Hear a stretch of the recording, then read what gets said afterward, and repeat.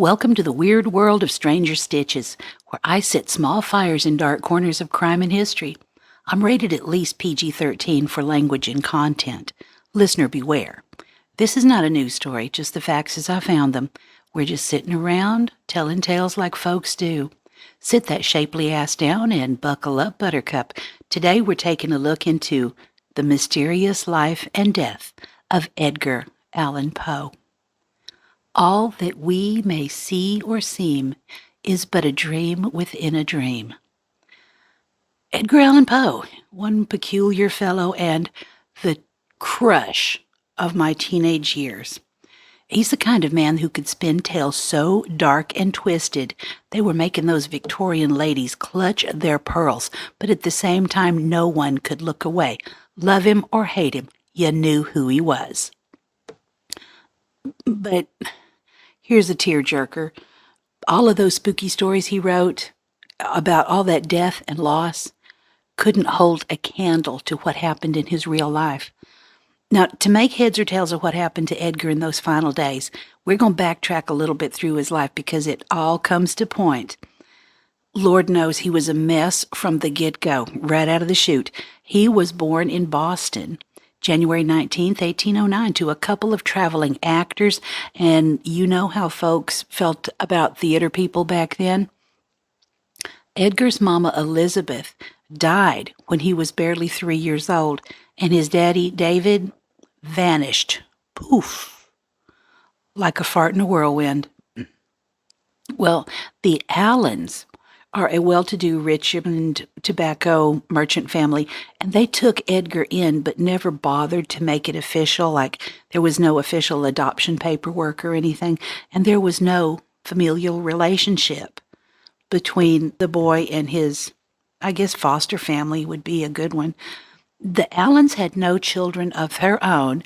Frances Allen was among the charitable Richmond matrons that took an interest in the ailing and indigent actress Eliza Poe, and after Mrs. Poe's death in December, Mrs. Allen, who was said to have been taken by the unusual charm and precocity of the dying thespian's middle child, persuaded her husband to give the nearly 3-year-old boy Edgar a home. Edgar had an older brother, William Henry Leonard Poe. He was born in 1807, and a younger sister, Rosalie. When their mother died, the 3 children were separated and raised by different families. Edgar's elder brother, Henry, went to live with his paternal grandparents in Baltimore. Baby Rosalie became the ward of another Richmond family called the Mackenzies. There was later speculation that Rosalie might have been Edgar's half-sister, with rumors pointing to fellow actor John Howard Payne as being her bio-dad. Well, John Allen himself taunted Edgar by referring to Rosalie as your half-sister. Well, back then, that would have, meant that your mama was a runaround, and it would have hurt his feelings a great deal. Well, Henry struggled with alcoholism and died young. In 1831, he was just 24 years old when he drank himself to death. Rosalie appeared normal until her early teens when she ceased to develop mentally and emotionally. Her clingy devotion greatly annoyed Edgar, and she outlived him by 25 years. Ending her days in a Washington church home where she solicited money by representing herself as Poe's poverty-stricken sister. Well, the adoptive family, Mr. Allen, had dollar signs in his eyes, wanting Edgar to follow him into the tobacco business. But our little boy had other ideas. He was bound and determined to make his mark with words, not merchandise, and that stubbornness would cause friction that would last the whole life. Things went sideways real quick when Edgar headed off to University of Virginia in, 1826? He was smart as a whip academically, but gambling and drinking ate up what little money John Allen had begrudgingly provided. And when the bills came due and Allen refused to pay, Edgar had to pack up after less than a year.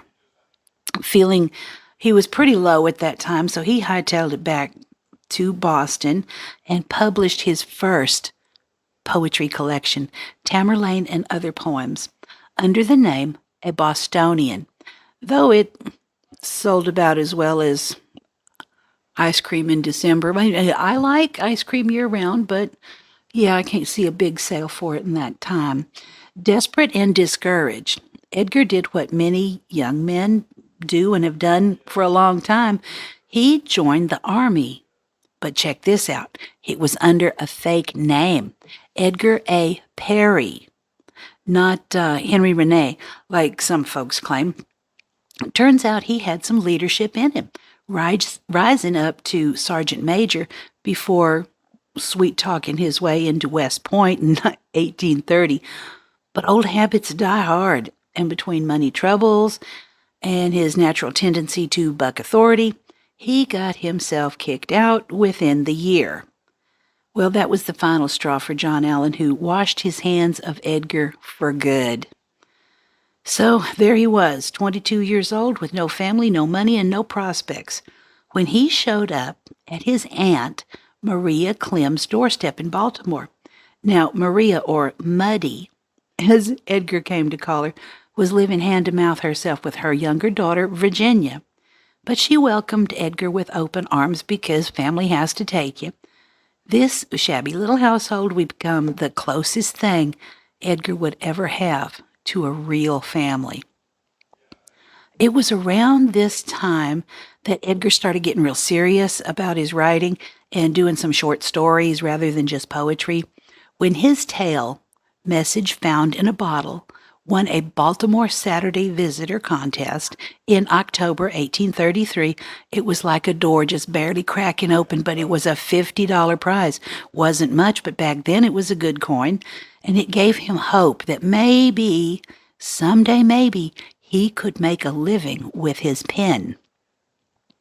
The big break came in 1835 when Thomas White hired Edgar as assistant editor of the Southern Literary Messenger down in Richmond. Before long, Edgar was running the whole show, and I tell you what, he made some waves. His literary reviews were so sharp and cutting that folks started calling him the man with the tomahawk. He wasn't just tearing down other writers for sport.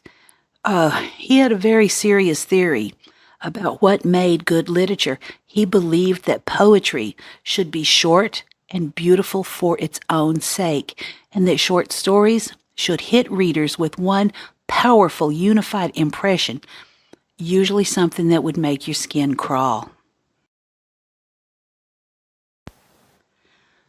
But the tomahawk turns. Edgar had critics and some literary enemies. If you think he was harsh on other writers with his reviews, you should see what some folks said about him, and hang on, I'm going to tell you. In the literary world of the 1840s, it was a vicious place, full of feuds and backstabbing, made it look like a soap opera, and Edgar, with his sharp tongue and uncompromising standards, made more than his fair share of enemies. The biggest snake in Edgar's garden was Rufus Wilmot Griswold, a man whose name ought to be cursed in every literature class in America. Griswold was what you might call a literary entrepreneur. He made his living putting together anthologies and promoting certain writers while tearing down others. He had connections, he had influence, and Lord help anyone who got on his bad side. The trouble between Edgar and Griswold started over professional jealousy and escalated into personal hatred. When Edgar was editing Graham's magazine, he'd given some of Griswold's pet writers less than glowing reviews. Griswold never forgot that slight, and he sure as hell never forgave. The two men maintained a facade of personal courtesy, be nice on the surface. Griswold even published some of Edgar's work, but underneath, they despised each other. And that didn't go away. Well, here's the truly wicked part. Somehow, through circumstances that remain unclear, Griswold ended up as Edgar's literary executor after his death. It was like putting the fox in charge of the henhouse. Griswold had complete control over Edgar's manuscripts, his correspondence, and mostly his reputation. Griswold wasted no time in getting his revenge. Writing under the pseudonym Ludwig, he published an obituary in the New York Tribune that painted Edgar as a depraved monster. Dude, it's an obituary. Lighten up.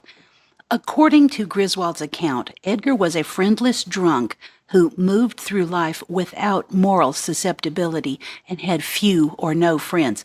He described Edgar as envious, arrogant, and mentally unstable, a man who lived in a constant state of abnormal excitement. But Griswold wasn't content with just character assassination in the newspaper. No, he had bigger plans. As Edgar's literary executor, he published a memoir that supposedly told the true story of Edgar's life. This biography was filled with outright lies, fabricated letters, and distorted facts to make Edgar look as bad as possible. I know you heard my eyes roll. Griswold forged correspondence to make Edgar appear unhinged and vindictive. He exaggerated every instance of drinking and downplayed Edgar's genuine accomplishments, even went so far as to alter Edgar's letters, inserting passages that made him seem cruel and unstable. It was a systematic campaign of character assassination that went on for years after Edgar's death. The damage was enormous and long-lasting. Griswold's version of Edgar became the accepted truth for generations. The image of Poe as a mad, drunken genius, brilliant and self-destructive, comes largely from Griswold's poison pen. Even today, more than 170 years later, people still believe some of Griswold's lie about Edgar's character and behavior. But Griswold wasn't Edgar's only critic. He also tangled with some of the biggest names in American literature. His feud with Henry Wadsworth Longfellow was legendary in literary circles. Edgar accused Longfellow of plagiarism, what he called the heresy of the diadact, and went after him with all the subtlety of a sledgehammer. Edgar believed that Longfellow stole ideas from other poets and packaged them with pretty moral lessons to appeal to the popular taste. The Longfellow War, as it became known, played out in the pages of various magazines and newspapers.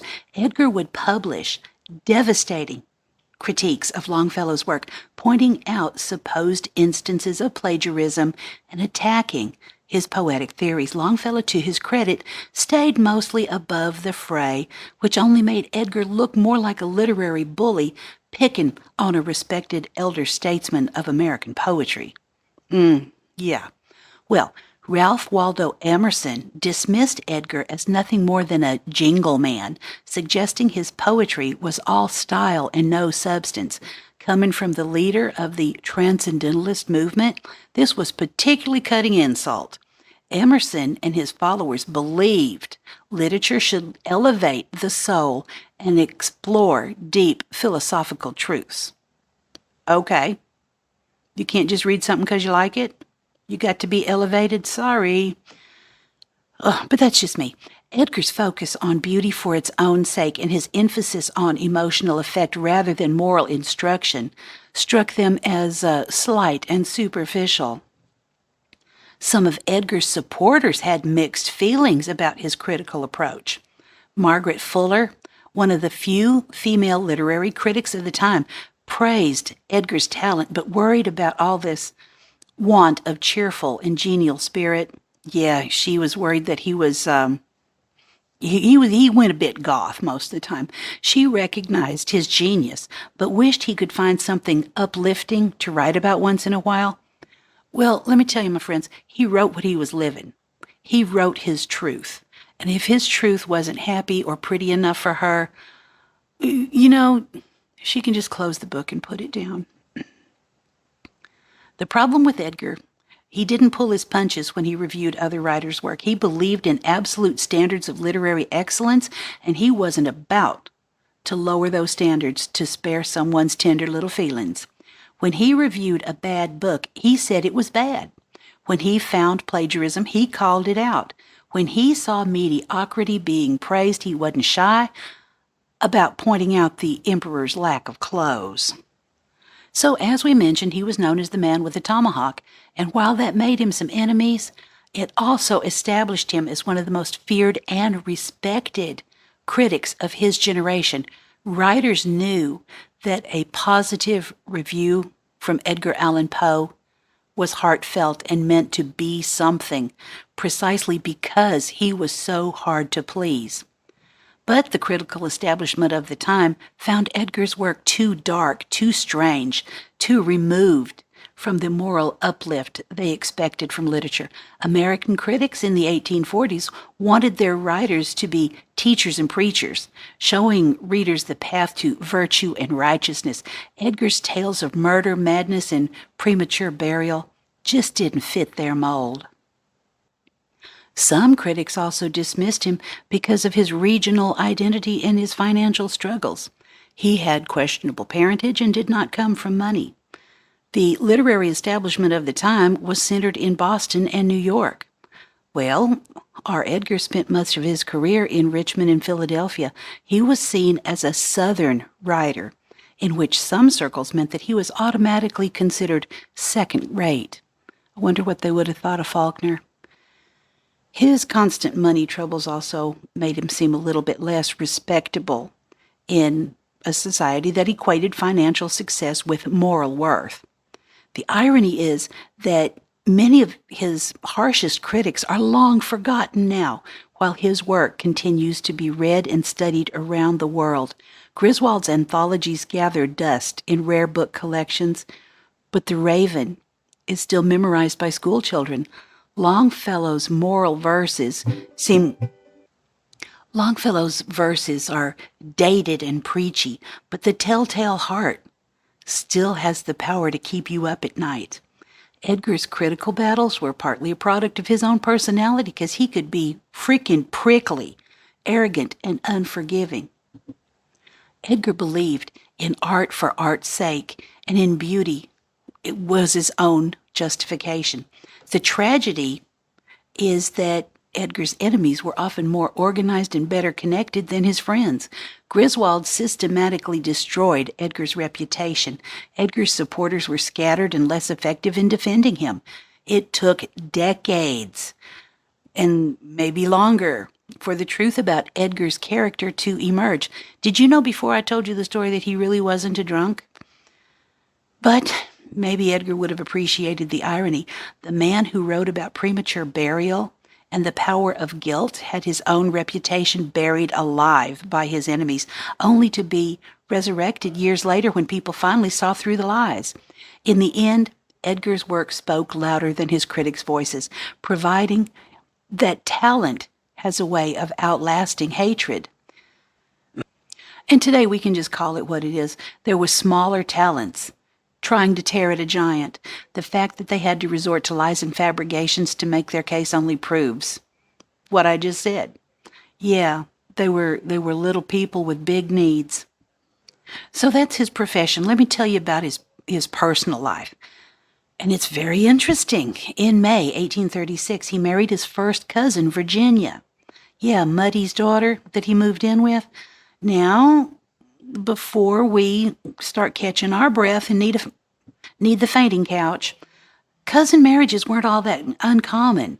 What raised eyebrows was that Virginia was only 13, while Edgar was 27 by all accounts. It was a loving match. Virginia practically worshipped the ground that Edgar walked on, and Maria Clem became not just his mother-in-law, but the anchor that kept their little family from falling apart.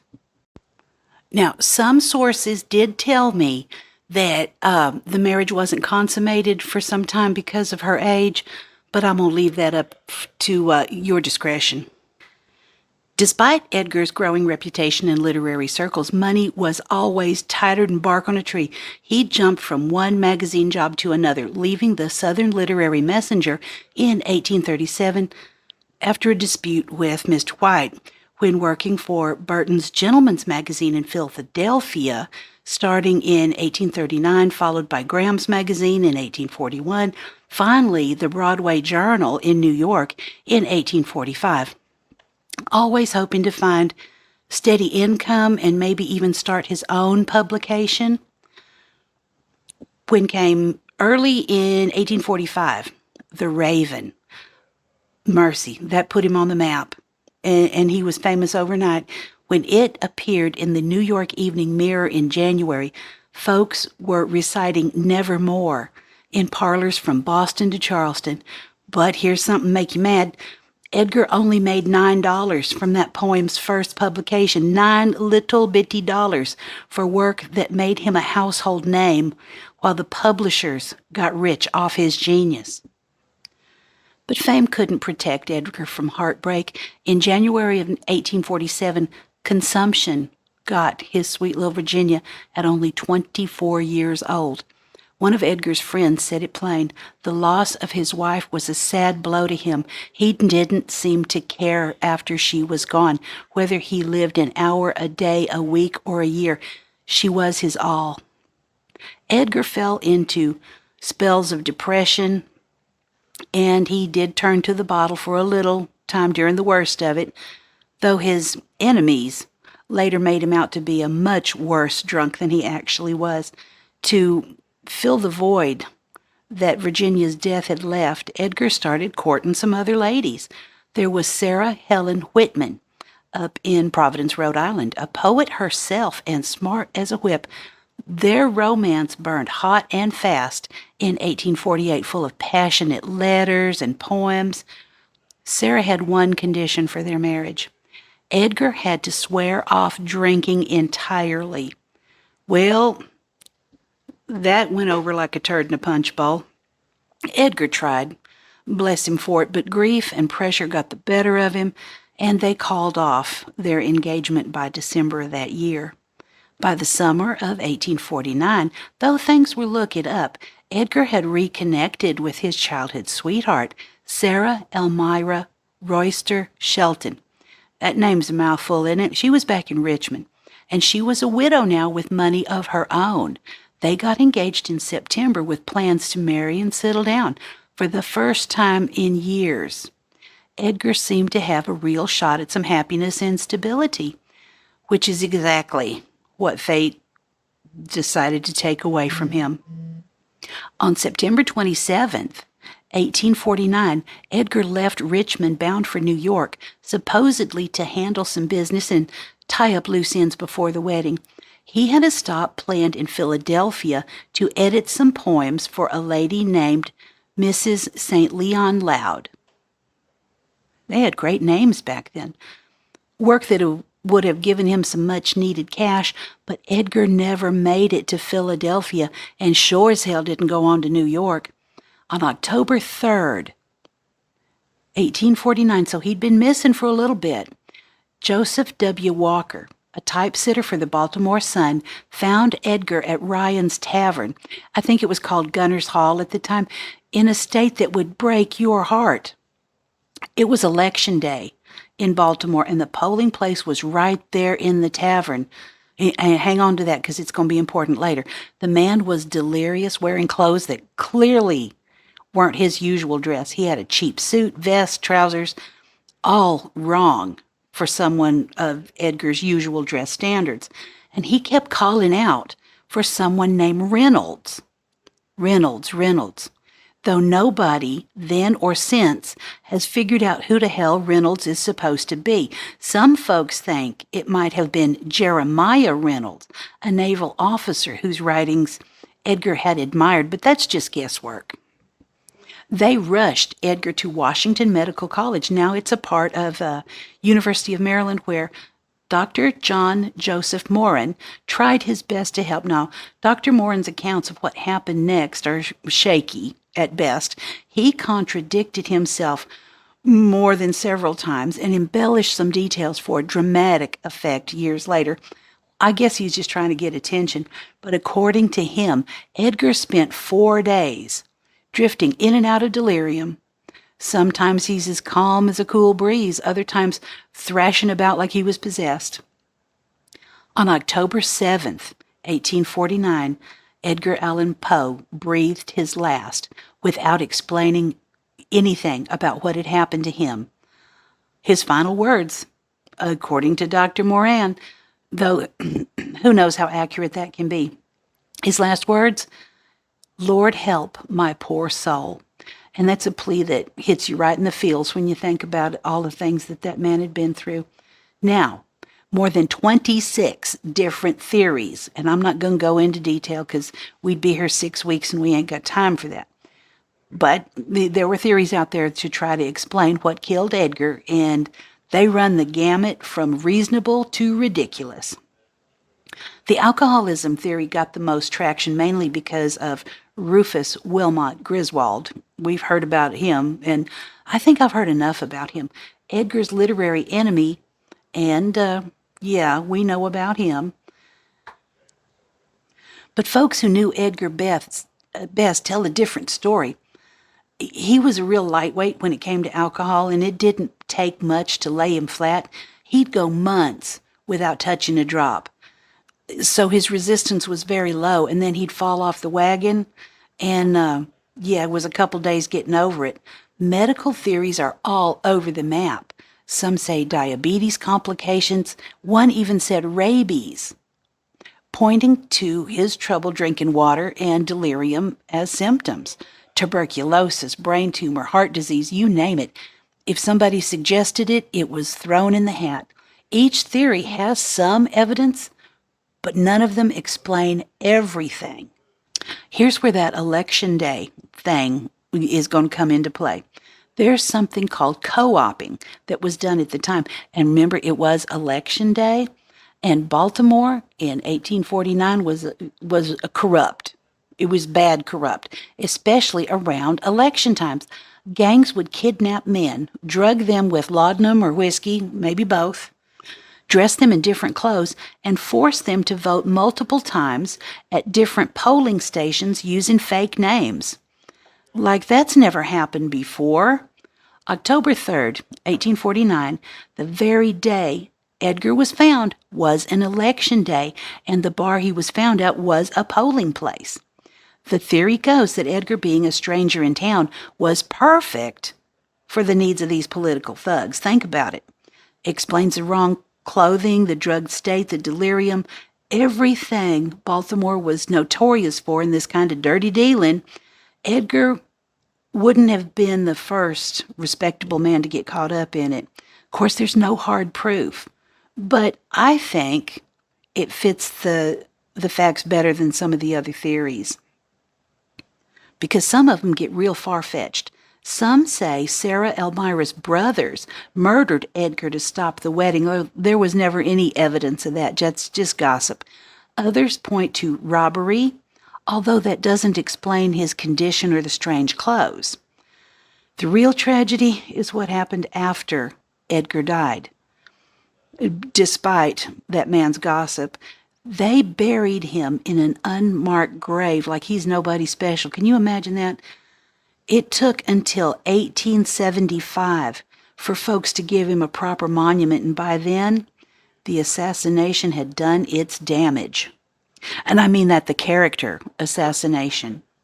You would think that Baltimore would have given one of America's most famous poets a send-off worthy of his reputation, but instead they buried him like a damn pauper that wandered in off the street. The funeral was held the very next day on October 8th and was about as bare bones as you could imagine. Only 4 people showed up to see him off. 4.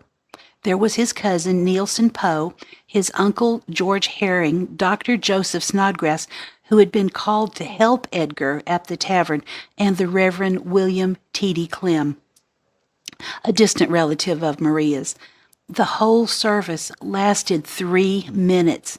No eulogy, no readings from Edgar's poetry, no recognition whatsoever of the man who he had been. They might as well have been burying a blank sheet of paper. But here's the part that pissed me off. They stuck him in an unmarked grave in the back corner of Westminster Burying Ground, in what they call the Stranger's Ground, plot number 80, with nothing there to tell you whose bones were under the dirt. For 26 years, Edgar Allan Poe lay in that anonymous grave while his fame grew worldwide. It wasn't until the 1870s that folks got ashamed of themselves, as they should be. Took long enough, didn't it? A Baltimore school teacher named Sarah Sojourner Rice got fed up and started the campaign to raise money for a proper monument. On November 17th, 1875, 26 years after Poe's death, they held what you might have called a do-over funeral. This time over 1,000 people showed up, including Walt Whitman. They moved Edgar's remains to a place of honor in front of the Westminster Burying Ground, right by the main entrance. They also moved Virginia, who died some earlier, and Maria, who had died in 1871, to rest beside him. Finally, their little family was reunited. Have y'all been to the Poe Memorial? It's a nice marker. It's right there in a shady place. And when I went there, the grounds were awfully overgrown and stuff. And, there's a lot of graves out there need to be tended. So next time I go, if it's okay with the churchyard, I'm going to just tidy up a little bit. Just have some respect for the others people as well. And let me tell you, before I start wrapping this up, he has a lesser-known work called The System of Dr. Tarr and Professor Feather. While he was scaring folks with the telltale heart, he also had a wicked sense of humor. The System of Dr. Tarr and Professor Feather was published in 1845 and is probably the funniest thing he ever wrote. Also, if you know of a musical group called the Alan Parsons Project, check it out. They did a album of the same name that relies heavily on the work of Poe. It's really good. It's one of my favorites. The story follows a narrator who is visiting an asylum in France, expecting to see the revolutionary soothing system where patients are getting treated with kindness instead of restraints. But when he arrives, he finds that the patients have taken over. They've tarred and feathered the real doctors and locked them in the basement. Yeah, the ponies are now running the circus. The narrator is so polite and pretentious that he keeps making excuses for all the lunacy he witnesses. One fellow thinks he's a teapot. The other believes she's a chicken. But the narrator convinces himself this must be some of the sophisticated French medical treatment he just doesn't understand. So Edgar's having a field day, satirizing medical establishments, intellectual pretension, and the thin line between sanity and madness. Published the same year as The Raven, it shows his incredible range. He could make you weep and laugh your ass off in the same week. Edgar's literary innovations changed American writing forever. He invented the detective story with Murders in the Row Morgue. And you know what? I bless him for that more than anything else. I mean, specifically his own writings, but that he invented the detective story, I wouldn't have gotten through childhood without him. He created the template for every fictional detective from Sherlock Holmes to modern crime solvers. In Gothic literature, he revolutionized horror by turning it inward, exploring the monsters inside the human mind rather than relying on ghosts and goblins. In The Telltale Heart, the narrator's guilt manifests as auditory hallucination. It grew louder and louder and louder, and still the men chatted pleasantly and smiled. Was it possible they didn't hear? In The Black Cat, the narrator admits, I grew day by day more moody and irritable, more regardless of the feelings of others, showing how Edgar understood that real horror comes from watching a human soul destroy his self. His reach stretched beyond literature, too. His dark and atmospheric work inspired artists, musicians, and filmmakers. Classical composers like Rachmaninoff wrote symphonic poems based on the bells, while modern musicians from the Beatles to Lou Reed have drawn on his imagery. The personal tragedies in Edgar's life certainly influenced his dark themes. The Raven captures that awful moment when sorrow becomes a permanent resident in your heart. A dream within a dream, written just months before his death, captures existential despair. And I hold within my hand grains of golden sand. How few, yet how they creep through my fingers to the deep, while I weep alone, lays bare the isolation that defined him, and all I loved alone. So each theory about his death tells about as much of the theories as the theorist, and about Edgar, the mystery has become part of his legend, ensuring each new generation approaches his work with a sense of the enigmatic, and as it should be. I envy the people that are discovering it for the first time because I want to feel that way again. In a world that demands clear answers, Edgar's unsolved death reminds us that some questions just don't get answers. And if they do have answers, they don't fit. And sometimes the mystery itself is more meaningful than any solution. So Edgar remains what he always is and maybe always wanted to be, a figure that challenges our understanding and invites us to explore some very dark corners. And here at Stranger Stitches, we're getting kind of good at that, where truth and mystery dance together in ways that continue to fascinate and unsettle us more than a century and a half later. In his story, Ligeia, Edgar Allan Poe quotes Francis Bacon, "There is no exquisite beauty without some strangeness in proportion," and that was the life he lived. Strange, tragic, beautiful at times, and I can hope, finally, at peace. Take this kiss upon the brow, and in parting from you now, thus much let me know. You are not wrong who deem that my days have been a dream.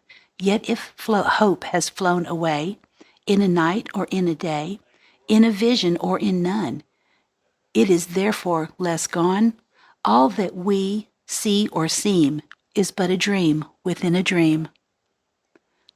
Good night, y'all. See you next time.